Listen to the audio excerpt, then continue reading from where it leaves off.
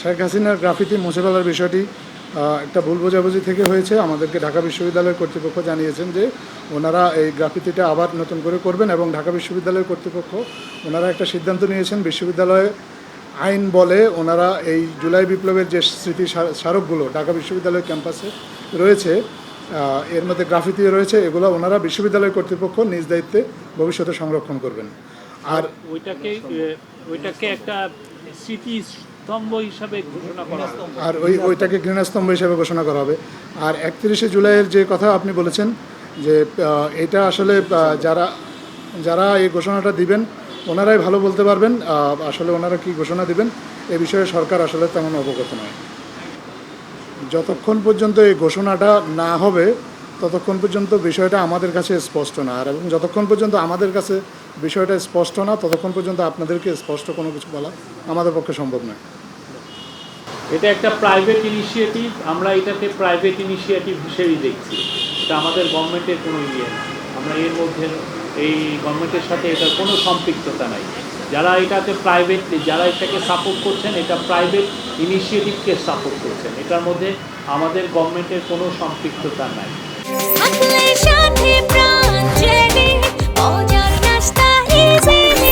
কার্ডগুলো বিদ্যমান আছে, প্রত্যেকেরই কার্ড বিদ্যমান আছে, যার অ্যাক্রিডিটেশন কার্ড আছে তার কার্ডই বিদ্যমান আছে, কোনো কার্ড বাতিল করা হয়নি। যতক্ষণ পর্যন্ত না নতুন কার্ড ইস্যু করা হচ্ছে ততক্ষণ পর্যন্ত এই কার্ডগুলোর ভ্যালিডিটি থাকবে, এটা হচ্ছে একটা বিষয়। আর সরকার সিদ্ধান্ত নিয়েছে যে কার্ডগুলো রিভিউ করা হবে। রিভিউ করার কারণ হচ্ছে আপনারা দেখেছেন যে আমাদের বিভিন্ন সময়ে আমাদের বিভিন্ন কর্তৃপক্ষ তথ্য মন্ত্রণালয় থেকে প্রায় 7,866টা অ্যাক্রিডিটেশন কার্ড ইস্যু করা হয়েছে।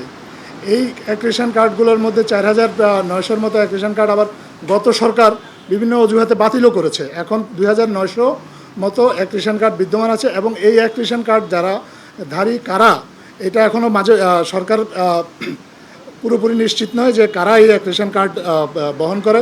তবে ধারণা করা হচ্ছে যে প্রকৃত সাংবাদিকের বাইরেও আরও অনেক ব্যক্তি আছেন যারা এই অ্যাক্রিডিটেশন কার্ডটাকে ব্যবহার করে সচিবালয়ে লবিং সহ আরও নানা ধরনের তৎপরতা চালায় এবং অনেক রাজনৈতিক নেতাকর্মী আছেন যাদের কাছে এই অ্যাক্রিডিটেশন কার্ড আছে, তারা আসলে সাংবাদিক নন।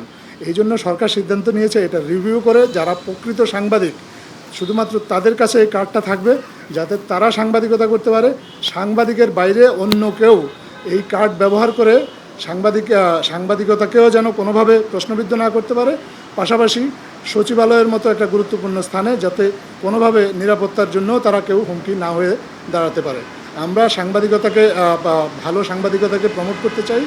আমরা মনে করি আমাদের যারা সাংবাদিক ভাইয়েরা আছেন তারা সচিবালয়ে যাবেন, নিয়মিত রিপোর্ট করবেন তাদের যেই রিপোর্ট করা প্রয়োজন, এবং তাদের কাজের সুবিধার্থেই আমরা মনে করি সাংবাদিকতা থেকে যারা সাংবাদিক নামধারী অন্য ব্যক্তি আছেন কিন্তু আসলে সাংবাদিকতা পেশার সাথে সম্পৃক্ত না, কিন্তু সাংবাদিকতার পরিচয় ব্যবহার করেন, আমরা মনে করি তাদের ব্যাপারে একটা সিদ্ধান্ত নিতে হবে এবং এই চিন্তা থেকেই এই কার্ডগুলো রিভিউ করার একটা সিদ্ধান্ত হয়েছে।